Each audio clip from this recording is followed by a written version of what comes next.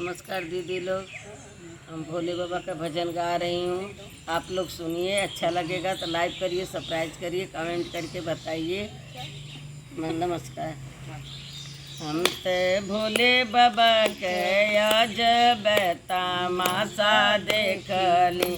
हम ते भोले बाबा के अजब तमाशा देखली।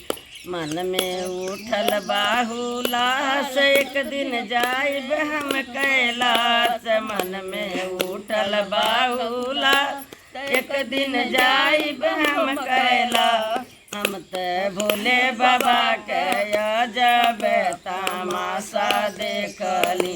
हम ते भोले बाबा के अजब तमाशा देखली।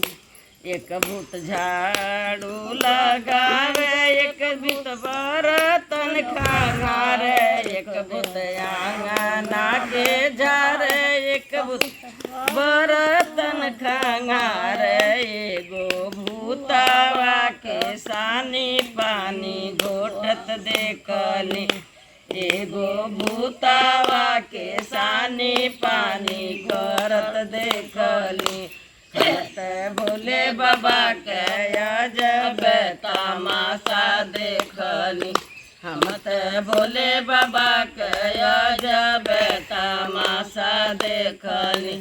मन में उठल बाहुलास, एक दिन जाइब हम कैलाश। मन में उठल बाहुलास, एक दिन जाइब हम कैलाश। हम ते भोले बाबा के अजब तमाशा देखली। हम ते भोले बाबा के अजब तमाशा देखली। एक भूत आसन लगावे, एक भूत चरण दबावे, एक भूत आसन लगावे, एक भूत चरण दबावे। एगो भूतवा के भांगिया पीसत देखली। एगो भूतवा के भांगिया पीसत देखली। हम ते भोले बाबा के अजब तमाशा देखली।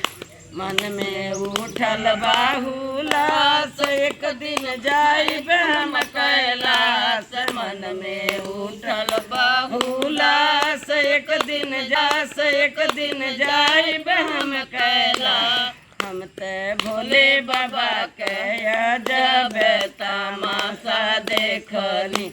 हम ते भोले बाबा के अजब तमाशा देखली। हो गया।